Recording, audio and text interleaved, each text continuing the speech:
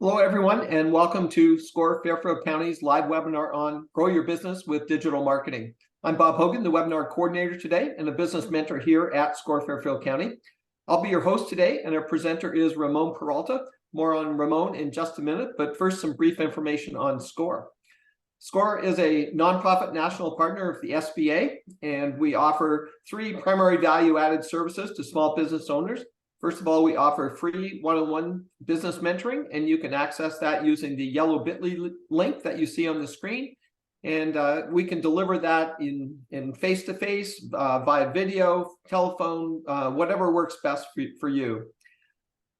Secondly, we offer a wide range of business education programs like the one today, roughly about 100 throughout the year. And again, we now have in-person ones and online webinars. And lastly, we offer extensive resources on our website, including access to business tools and information.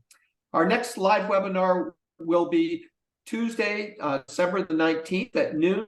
And the topic is Marketing the E-commerce Business with Cliff Enico presenting. And again, you can find more specifics on our website, fairfieldcounty.score.org. And if you're on our website, we also have a large number of on-demand webinars that you can access at any time.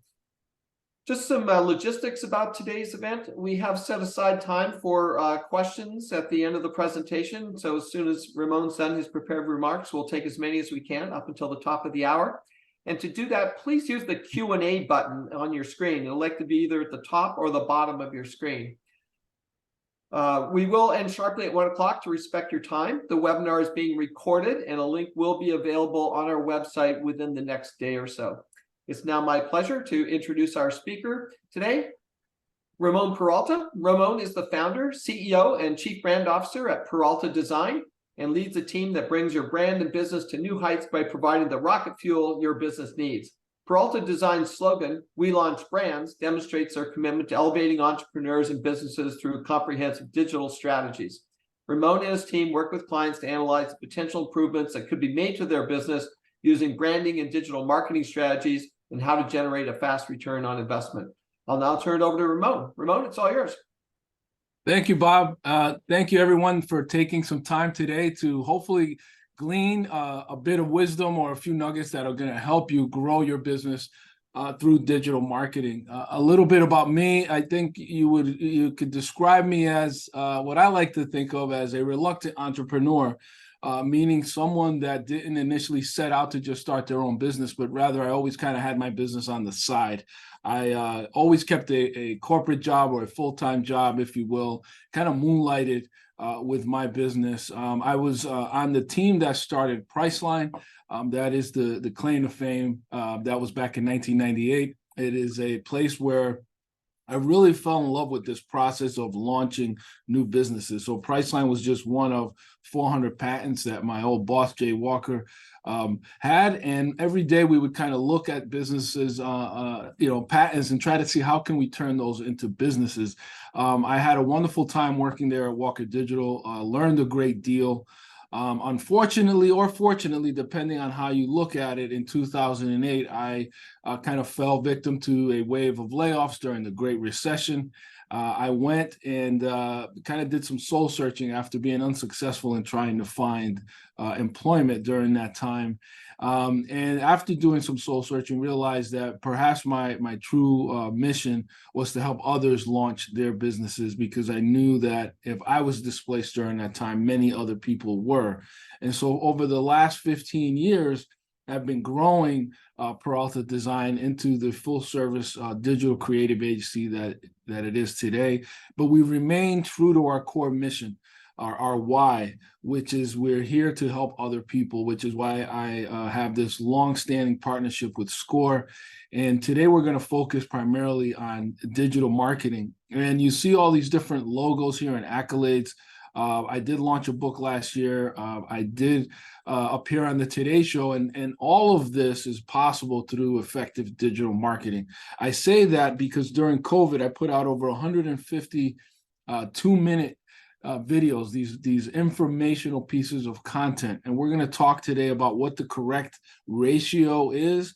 And I'm very pleased to see a lot more people in today's climate getting more and more comfortable with sharing their expertise. We're putting out pieces of content because it actually works. I was invited to be on a chamber panel as a result of those pieces of content that I would put out on a weekly basis, every Friday, in fact, for 2 minutes each. And I did this panel with the Greater New Haven Chamber of Commerce on the topic of reopening safely. And that led to a phone call the following week from NPR. NPR's Marketplace contacted me to do an interview. And I asked them, how did you find out about me? And they said, well, we were looking on Twitter. We saw that you were we saw that there was this panel. We signed up for it. We saw you. Next thing you know, I'm on NPR. And shortly after that, I was contacted by the Today Show. I asked them the same thing. And they said, we heard you on NPR. So all of this was from putting out pieces of content. So it actually works. And we're going to talk about some actual campaigns that we're actively running and how that's netting new business for us digitally. So, strap on your seatbelt. Brand University is about to begin.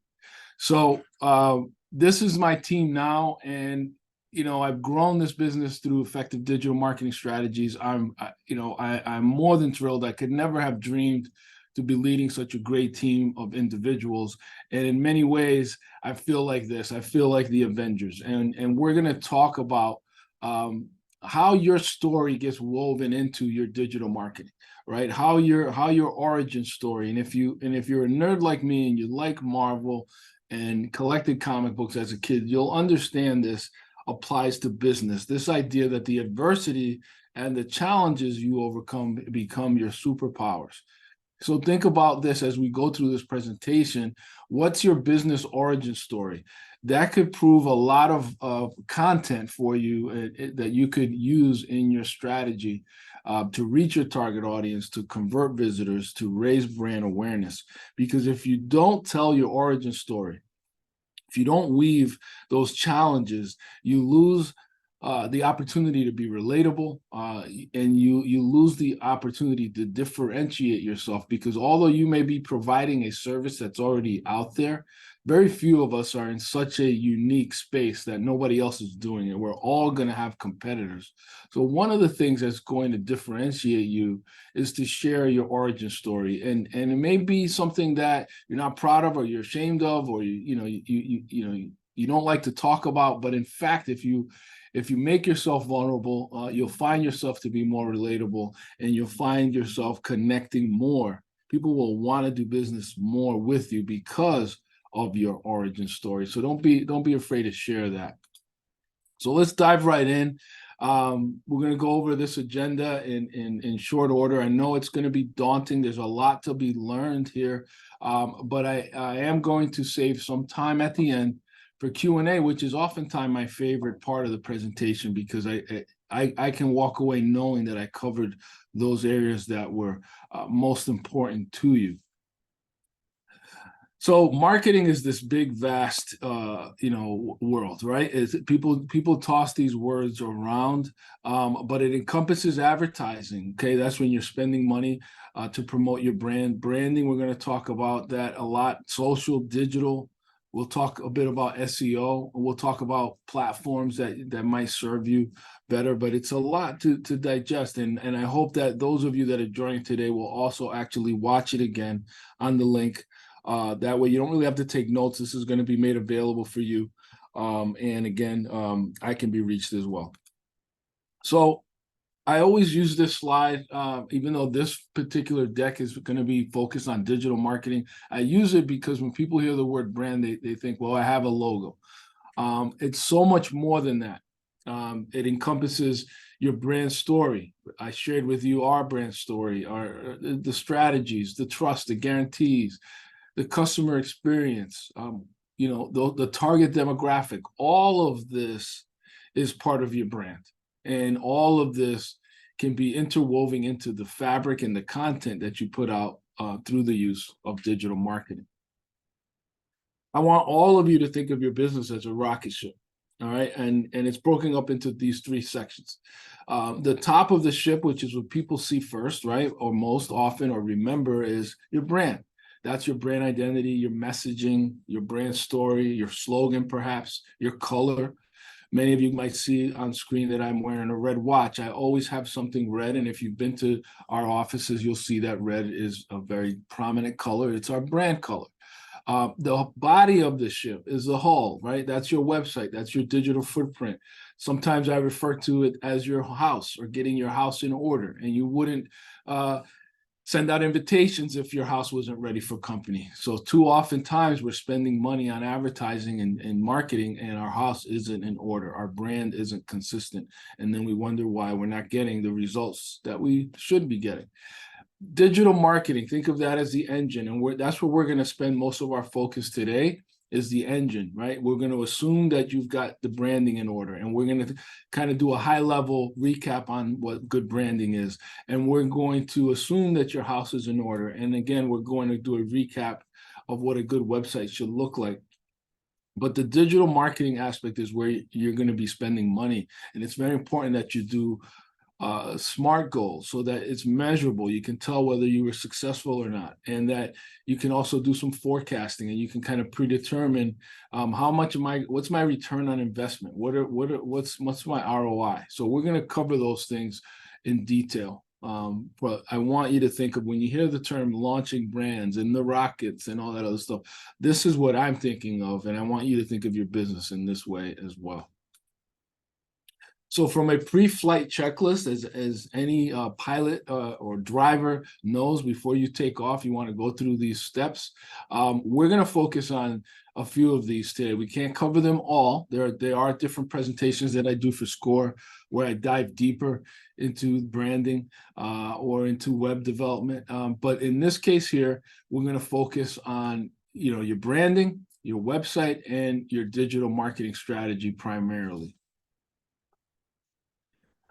This is a list from, I think it's from the SBDC, but this is a list that their students have, and there are so many incubators and accelerator programs around the state. But I show this to show you that this isn't easy, this isn't simple, that this takes a lot of effort, and and you have a checklist here of some of the marketing activities that you could be doing in your business. And again, I think this one here is from the SBDC.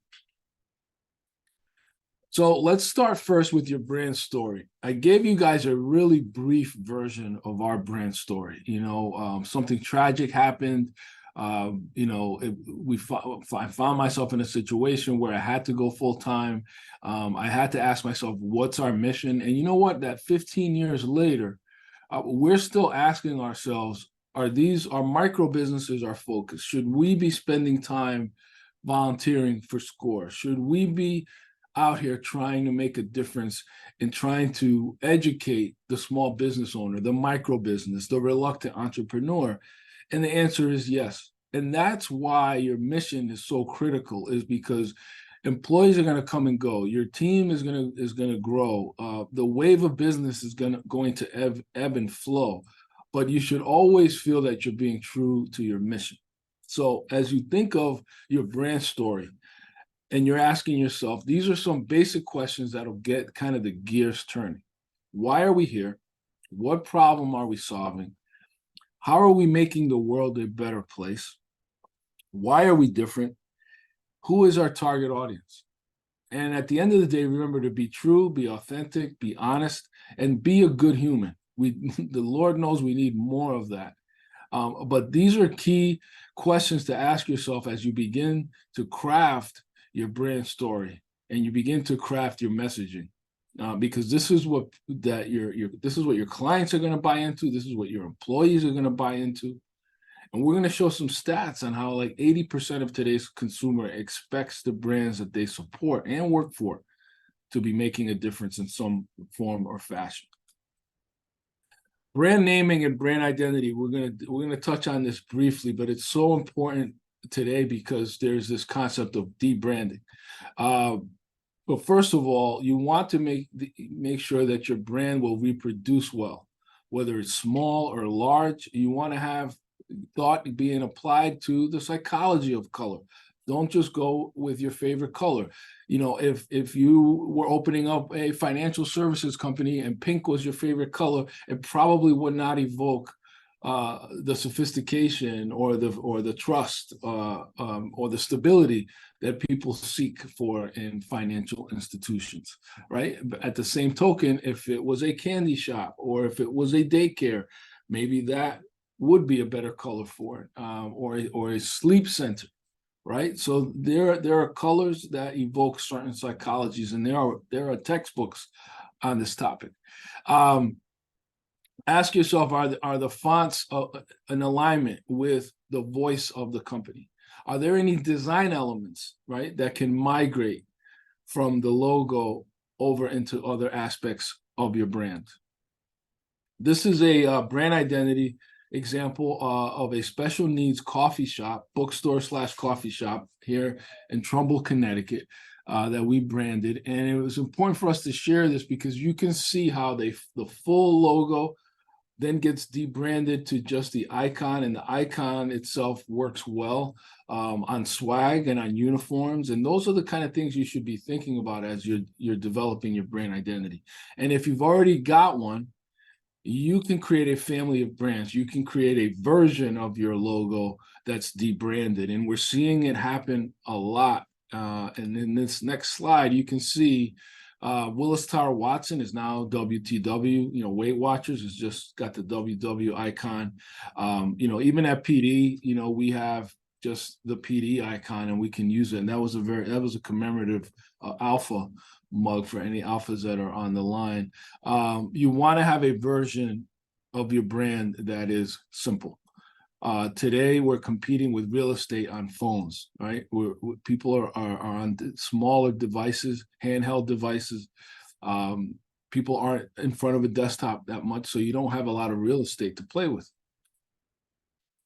Everyone on the call here, if you scan that or you scan it later, it's a QR code that'll get you to our website report card form that is going to be provided free to all SCORE attendees. We love SCORE. We utilize SCORE in the early days, and we'll always have a kind of a soft spot for the micro business. And this is for folks that already have a site. And it'll just give you a grade and let you know how it's performing. And we measure, and you should measure your website on the following 5 metrics: design, which is the user interface; the usability, which is the user experience. You know, how many clicks does it take for me to get from point A to point B? The more clicks, the less likely I am to convert. Performance, how quickly does it load? If a website doesn't load in 3 to 5 seconds, 80% of visitors will not return back to that website. Those are Google analytic statistics. Search engine optimization, you know, how many keywords are being used throughout your process. And Dustin Nelson, I'll send you a link at the end, and we'll fix that. And Melissa, thank you for pointing that out. It may be that the code has changed or we moved the page, but if you go to peraltadesign.com, the website report card form is right on the homepage. This is an example of a good website, and we designed this website some years ago, and it still holds true. The reason being is that what you're seeing here is what's considered above the fold. Right? In the old days, the newspapers would be in those boxes, and I'm dating myself, probably only myself and Bob remember this, where you could buy a newspaper for 50 cents out of a machine, and they would show you the top half of the newspaper. That's where we get this term above the fold. On a phone, it's considered above the scroll, right? When somebody lands on your website, and I'm hoping that by now we all have responsive websites or mobile-friendly websites, that this is what you see. And so any calls to action that you have should be above the fold. What do you want people to do when they get here?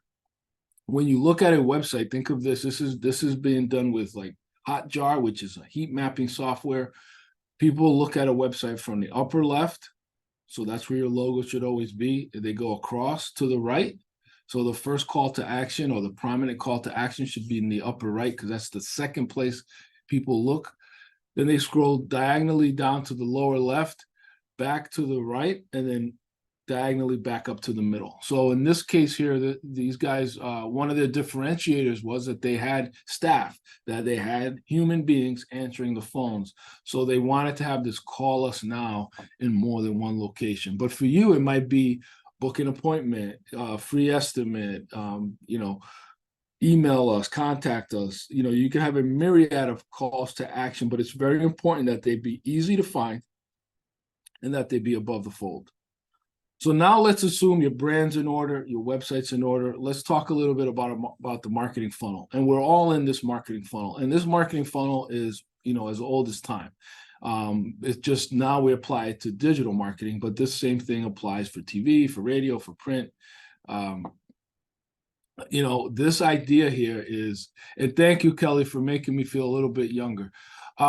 Awareness is at the top of the funnel, right? This is when people are just learning about your business while they're doing their research. This is what you would be considering like a billboard or a radio ad or a T-shirt for your employees, or a sign on your truck, right? Or a mug, or at a coffee shop or a diner that you might take an ad out in. You're just letting people know about your business. Consideration, this is when a client is moving down the funnel now and they're doing their research. They're looking for a particular expert. They're searching for a dentist. They're searching for a landscaper. They're searching for a home remodeling business in Fairfield County. They're considering you, right? So this is where your Google ads come into play, your digital marketing, advertising, your social media advertising comes into play, because I'm aware of your business. I'm searching and I clicked it. Now that I've clicked it and I've seen your ad and I'm going back and forth, maybe I visited your website and now maybe I go back to social media and you're retargeting me. That's when an ad appears after I've been to your website, and you do that through the use of a pixel or a line of code that essentially is retargeting you.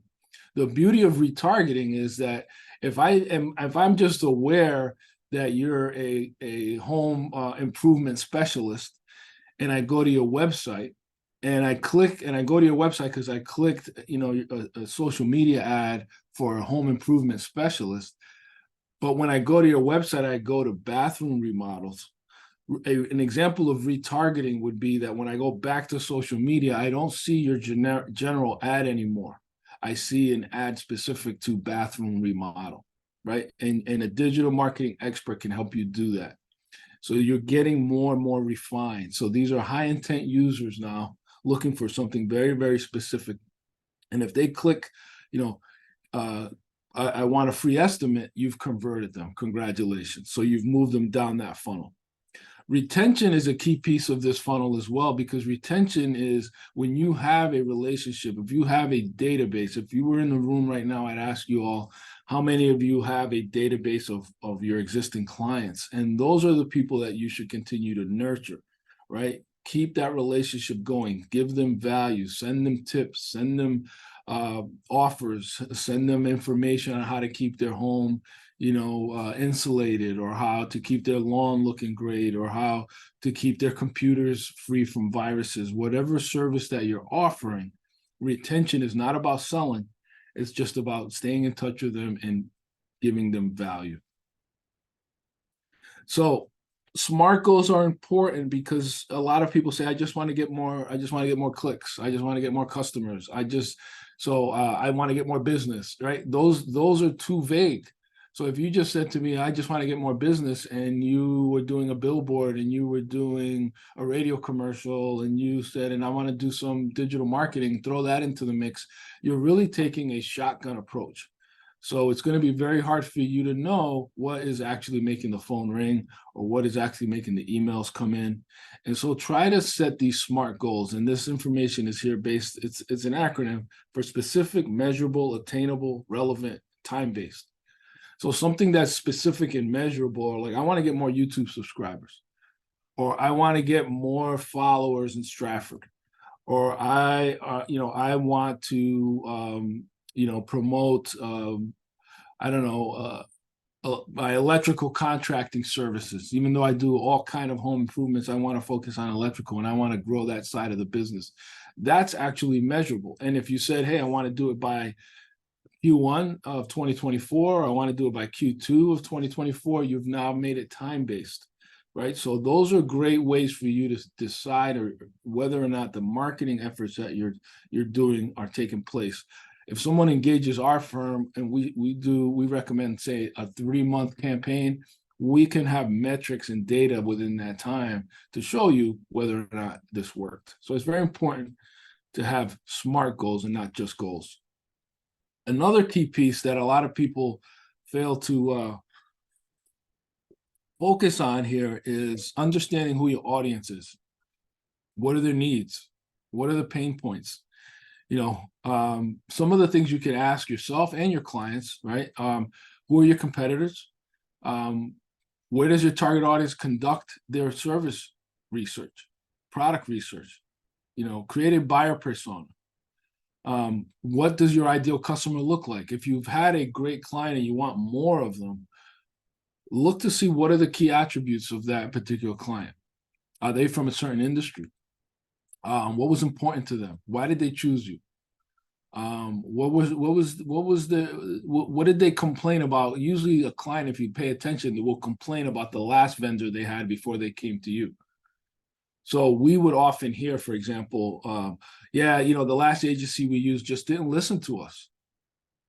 They wanted to do their own thing. They didn't listen to us. So what do? We make sure we listen.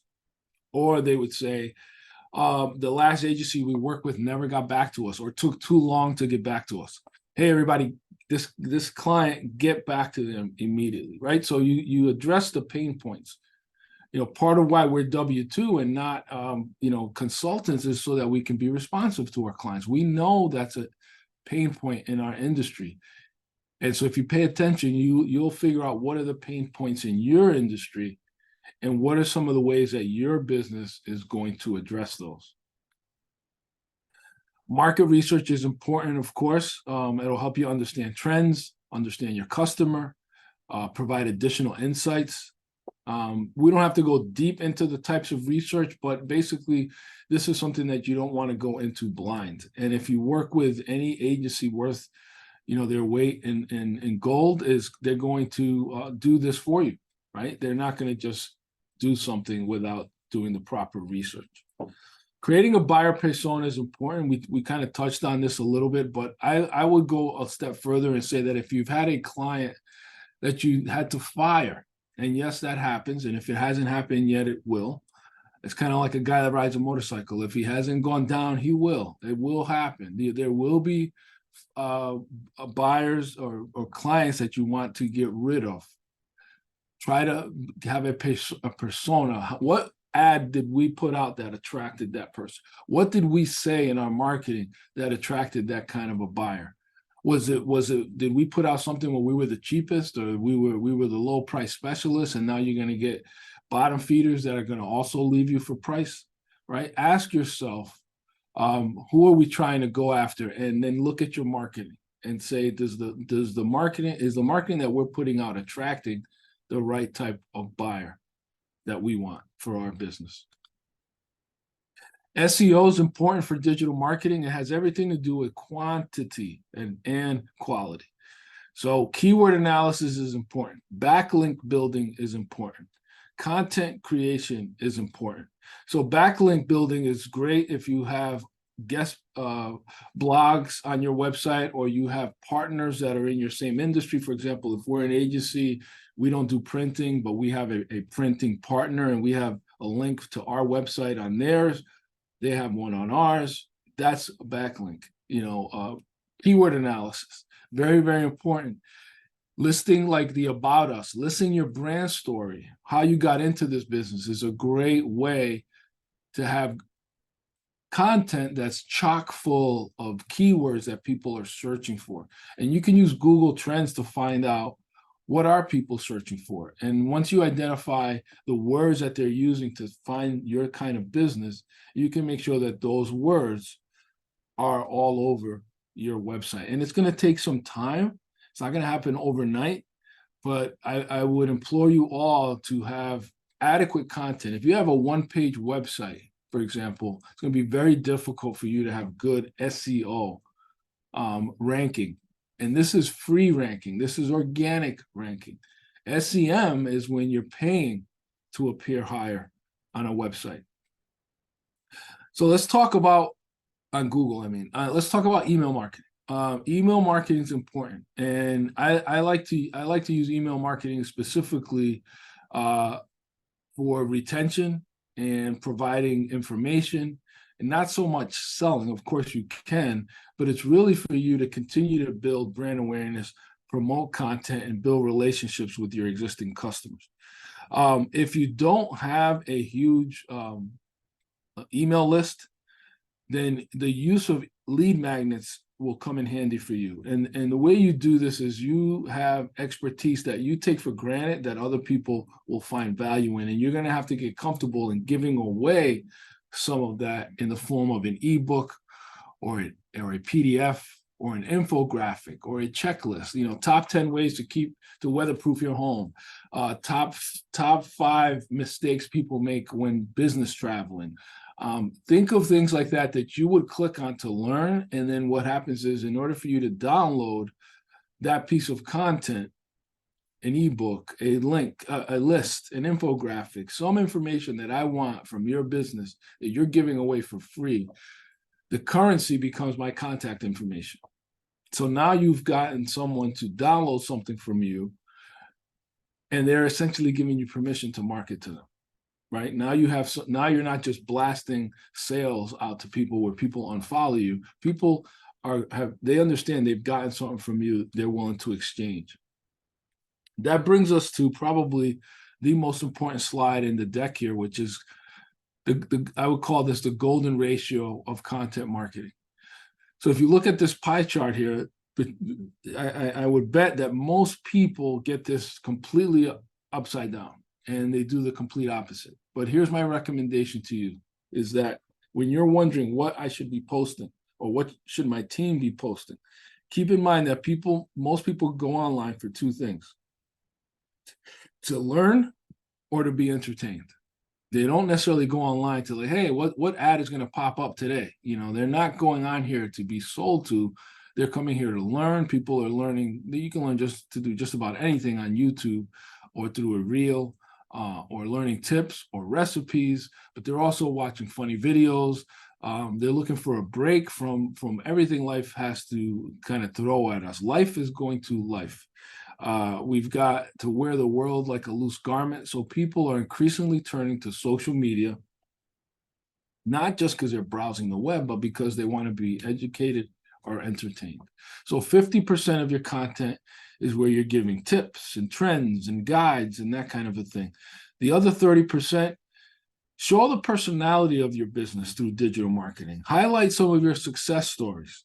Showcase some before and afters. The most common before and afters, right, are like plastic surgery or something like that. But it could be something totally different. It could be you have an interior decorating business and you're showing before and afters, or you have a home improvement business and you're showing before and after. You're an electrician and you're showing before and afters, right? So those fall under education and entertainment. That means 80% of the content that you're putting out should not be promotional. Only 20%. And this is your chance to demonstrate your talent and skills. This is where you might show case studies. This is where you may highlight some testimonials. And we love using Canva, and we would recommend that most of you out there that are not design savvy per se, you can get by pretty well with Canva, where they have some templates already made for you for like quotes or testimonials or that kind of thing. So 20% is where you're showing some new verticals, some special deals, some things that you're selling. Again, most people are doing 80% selling, and what happens then? They get unfollowed, people disengage, people aren't sharing that content. Social media marketing is a great tool under the digital marketing umbrella. There are many, many benefits to it. Of course, increasing brand awareness. You can generate leads. You can foster relationships. The most obvious is learn from your competitors. I get emails and newsletters, and I follow other agencies, and I like to see what other agencies are about, and I like to kind of make sure my team is up to date with what other agencies are doing. So make sure that you're also following your competitors on social media and that you're aware of their frequency of postings. If you see something that they posted that gets a lot of engagement, look into it and see why, and see if you can create something also that is compelling as that. Here are some steps to creating a good social media strategy. Research your audience, of course, determine which platform to use. You don't need to be on every platform. I think that's a big mistake, as well as people trying to be on everything. I mean, it's okay to have a presence, but there are going to be certain platforms that, based on your type of business, are going to be more relevant to you. You know, if you're B2B and your clients are other businesses, then you need to be on LinkedIn, right? If your audience skews younger, then maybe you should be on TikTok. If you're B2C, Instagram and Facebook are great for retail brands or consumer brands, right? So create unique and engaging content. Organize a schedule for your posts. There are plenty of softwares out there like Later and Hootsuite that'll let you do some automation. And if you're doing everything yourself, my advice to you is to fire yourself, because you're probably not happy, overworked, stressed, and not doing a good job at trying to do everything. You just simply can't. And you're probably not having enough time to do what it is that drew you to launching your own business to begin with. So again, fire yourself if you're thinking you're trying to do everything. But this workshop here is so that you have enough, you know enough to be dangerous. And if you are doing it yourself, listen, we all got to start somewhere. But when you truly want to scale, you want to start expanding and hiring and firing yourself from some of these tasks. TikTok's great for business. The key thing here is just be authentic. Do not create really polished content for TikTok. It works best when it's a little bit raw. And you know, follow the trends. There are videos that are doing well that you can just swipe the audio from it, and you'll have some trending audio. Make sure that it's first person captions. They prefer that their brands be a person. So for small businesses, oftentimes it's okay when it's the CEO or the founder that's on these videos. Works great for realtors, I think, as they become their own personal brands. As we get in here to the home stretch, because I want to make sure we have some Q&A time. Let's talk a little bit about advertising. If you're able to create awareness on a greater scale, retarget users that have been on your website, and you'll gain a better conversion. It's a powerful tool, but again, this requires money. You can do a Google Ads campaign for a nominal amount. I'm going to show you an example of one that we're doing. The display ads boosting, right? $20, $25, you can boost. So social media advertising probably will give you the best bang for the buck, but I still am a big fan of Google Ads because they actually give a pretty good return, and they're great for high intent users, somebody that's searching for something very, very specific. You know, the higher you rank on Google, the higher your chance of your ad getting clicked on. This is the kind of thing where somebody's actually searching for something specific. So avoid broad keywords. The more specific you can make your keywords, the more likely your target audience would take action. I wanted to share this because it's an example of a Google Ads campaign that's very specific. We're running it for ourselves, and it's proving to be very lucrative. It's helped us gain clients all over the country. We even got a submission from Canada, Nevada, Arizona, California. We're running a Google Ads right now campaign on annual reports. So it's a very specific niche. It's a very specific service. So you can think about in your business, is there something that's very profitable for you, that's very, very specific, that you can run an ad for? So since May through June, and we're going to update this because we're still running this, but from May to June, we spent just under $1,000 on Google Ads, and we got 7 form submissions. We closed one of those projects, 1 out of 7, but that one project was worth almost $10,000. So it just gives you an idea. Like, are you willing to spend $1,000 if you're gonna get $10,000 in business? I think most people would. So This is what an actual Google ad looks like. So this would pop up if somebody were searching for annual report design. We would come up, and that's exactly what's listed there. So I think Google Ads can be very lucrative for you. How do they work? When somebody clicks on them, this is a mobile screenshot, but somebody clicks on our Google Ads, they land on a customized landing page. So we make a specific landing page. So if you're going to run a Google ad, we talked about the SMART goals. We talked about being able to tell whether something worked or not.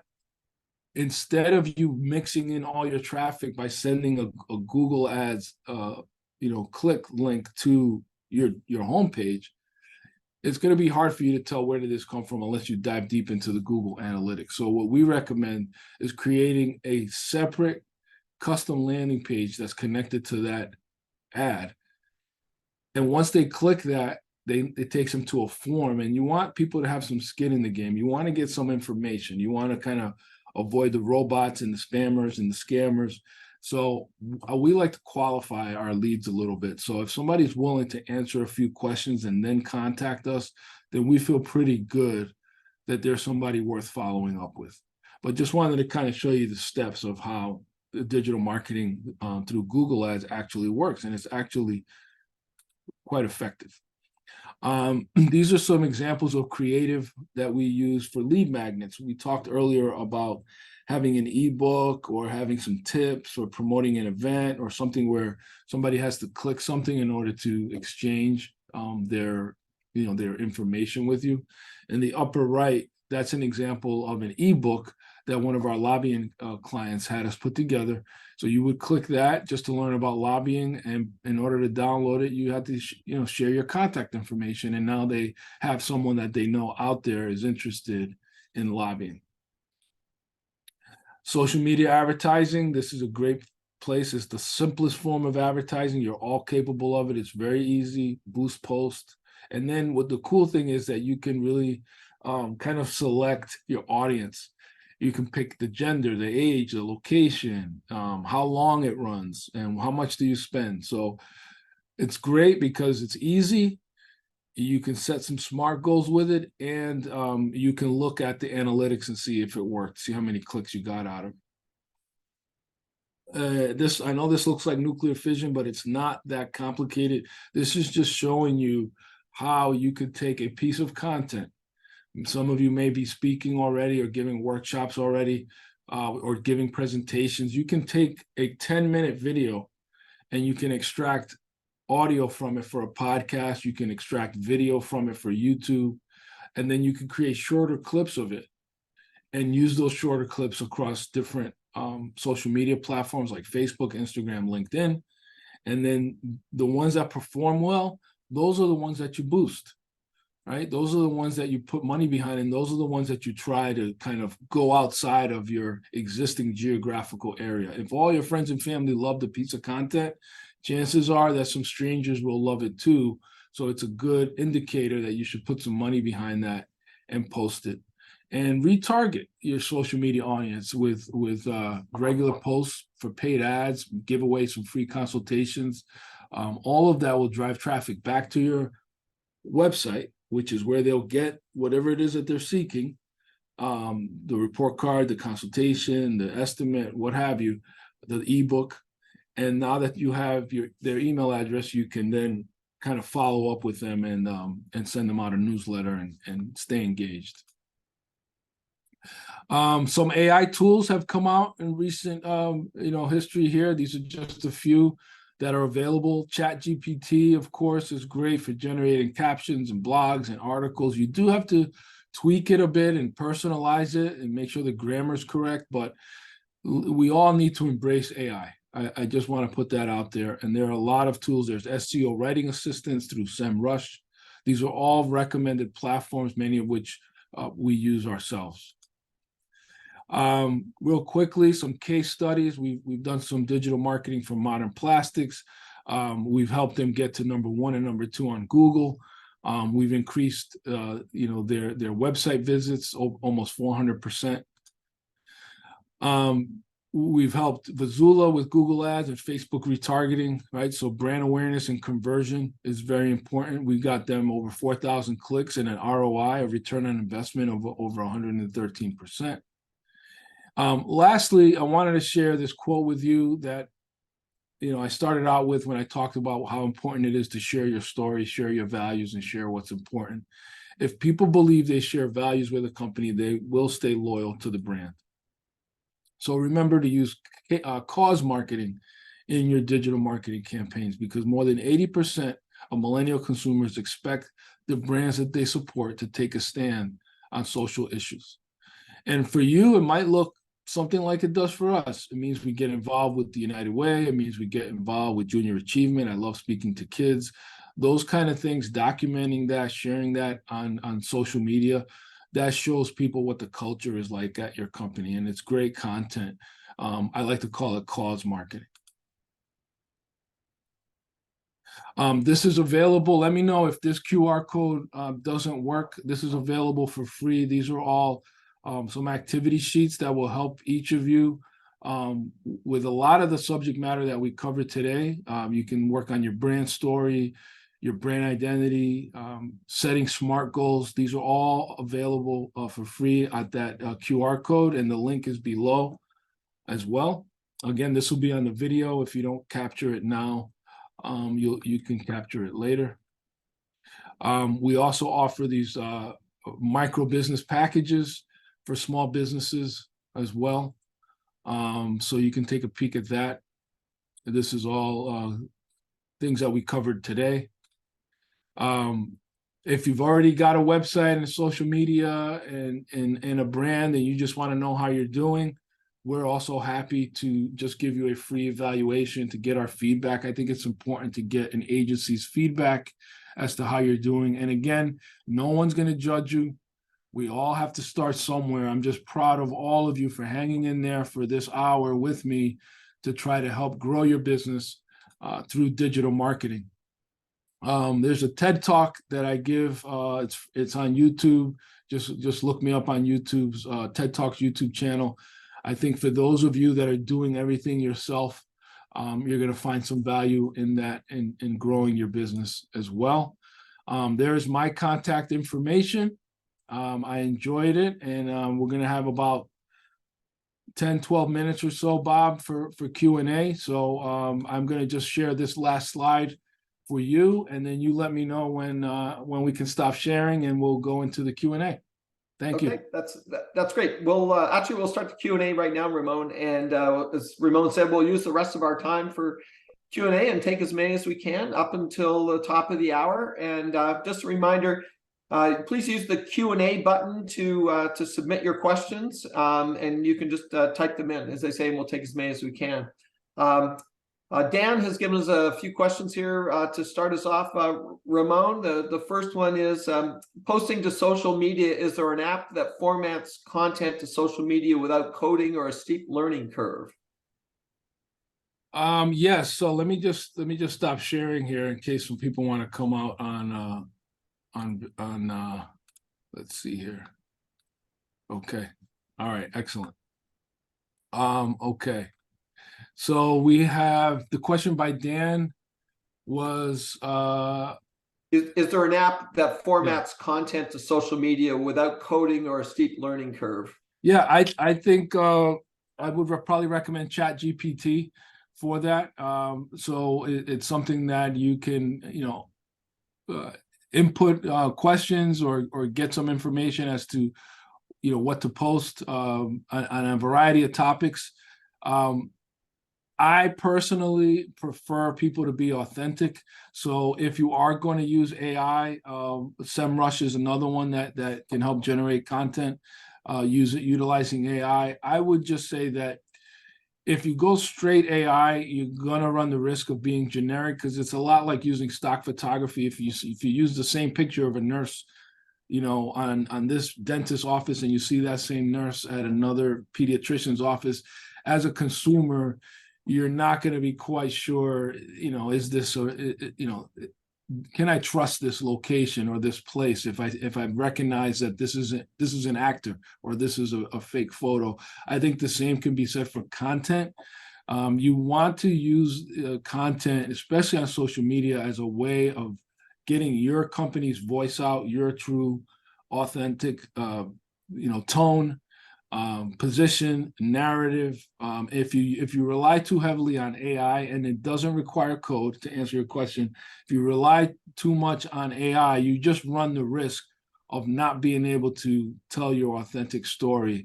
I think when you do that, you blend into the background a bit. Okay, that's great. I think you touched on this a little bit in your presentation, but just a follow-up from Dan, and maybe you can just give a range, but he said, please estimate the monthly or recurring cost of either a social media marketing company or a full service firm such as yours. I know that's a tough one to do. Yeah, I'm trying to find it I don't see it in my chat, but maybe it's in. It's right below the one we just had. Okay. I'm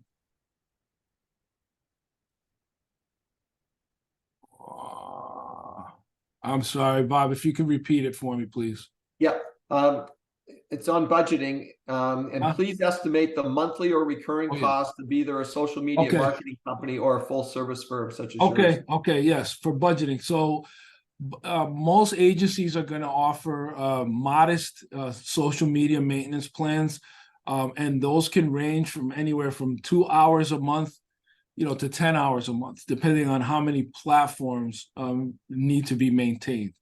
It's also important to understand that there are a lot of tools out there that will help automate some of that posting for you. So from a budgeting standpoint, I would say that it's safe to say that it could range anywhere from $500 a month to several $1,000s a month, right? And you could employ an agency for as few as 3 months or up to 12 months.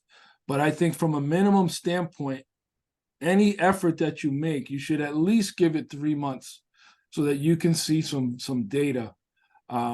The first month might just be setting up on the platforms, and then the next 2 months you'll start to see some data as to how many clicks are you getting, where are they coming from, how many visitors, are they male, are they female, are they from New York, are they from Florida?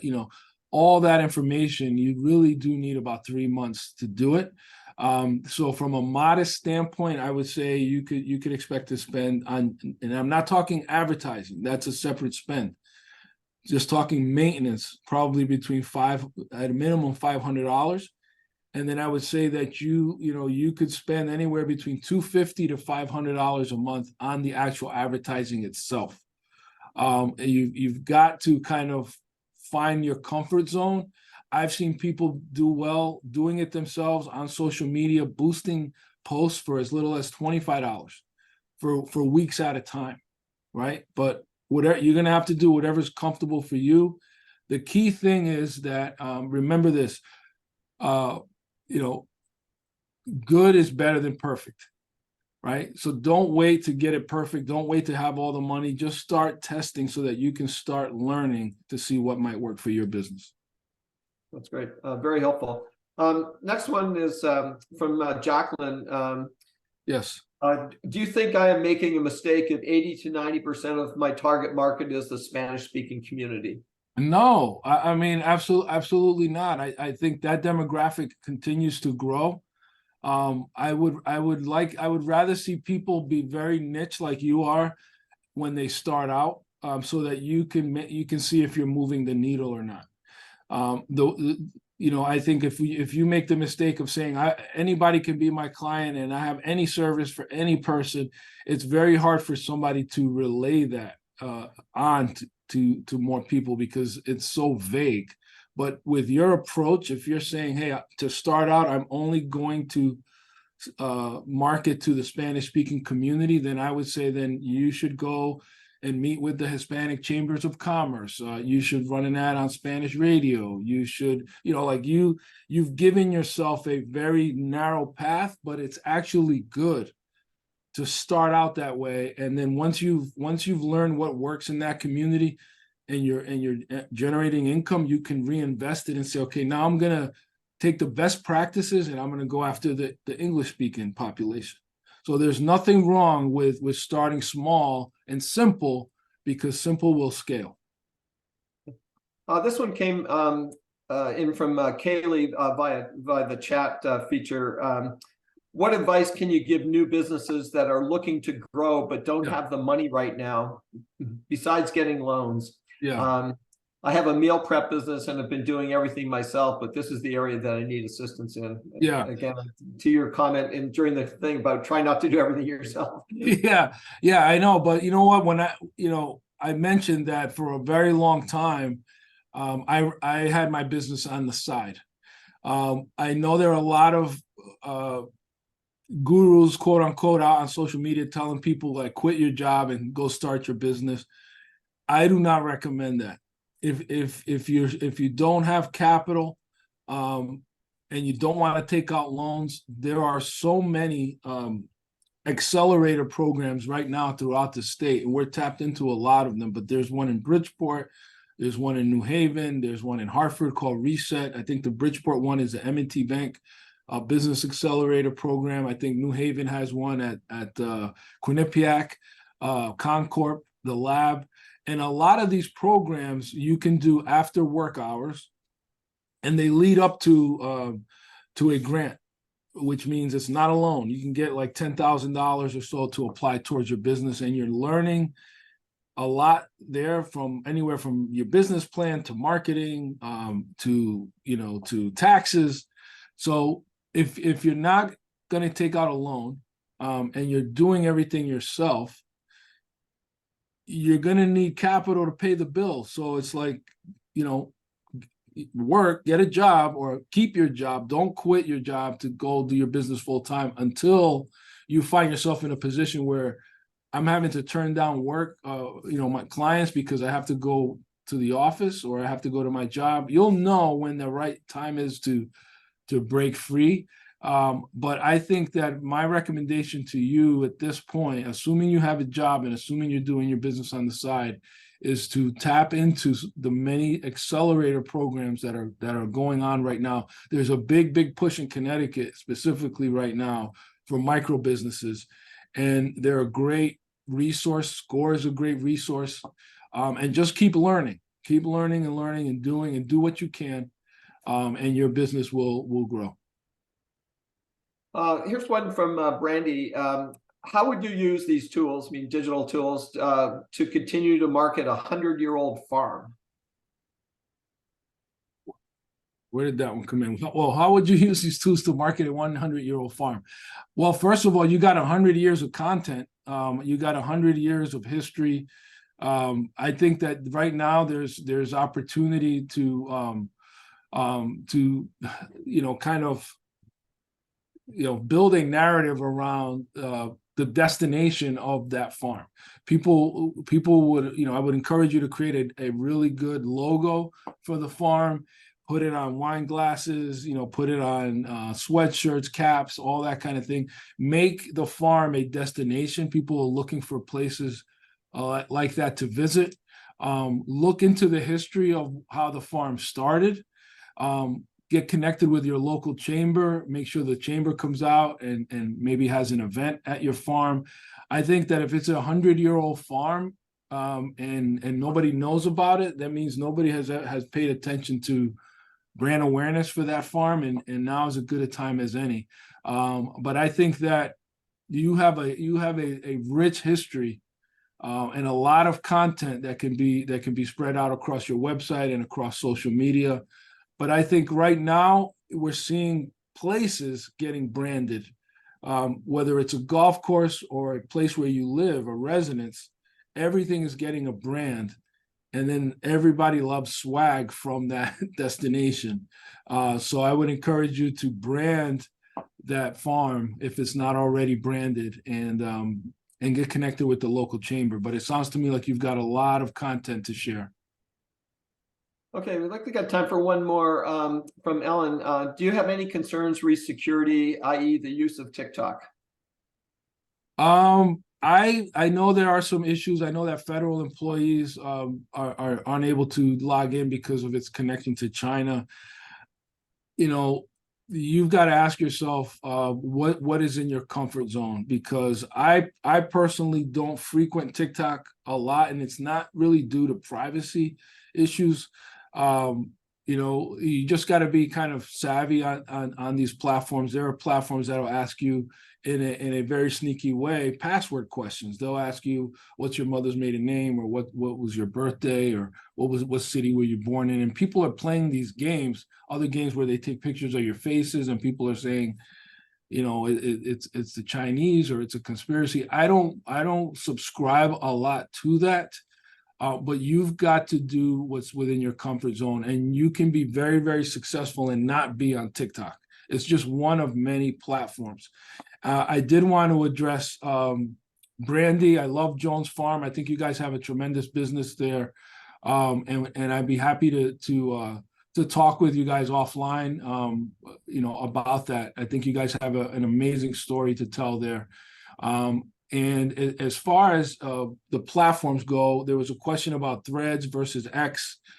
Twitter has also never really been, my jam. I just don't, like to be. I feel like I'm shouting in an elevator. And since Elon is taking it over and it's become it's become X, I'm less likely to go on there. But I do spend a lot of time on Facebook, Instagram, and LinkedIn. I think it's more important to find the platforms that you're comfortable in and be consistent on those platforms than to try to be on every platform, because you just can't do it. Unfortunately, we are out of time, and that's all the time we have questions for today. Just a reminder to everyone that the webinar has been recorded, and it will be up on our website, fairfieldcounty.score.org. Within the next day or so, just go to on-demand webinars and you should see it. Our next live webinar will be in a couple of weeks on December the 19th at noon with Cliff Enico presenting Marketing the E-commerce Business. And again, more specifics on our website. If you'd like to take advantage of the free individual counseling I mentioned, again, you can use that yellow bit.ly link that we showed earlier on the screen, or you can just go to our website and click on a button there that says Request a Mentor.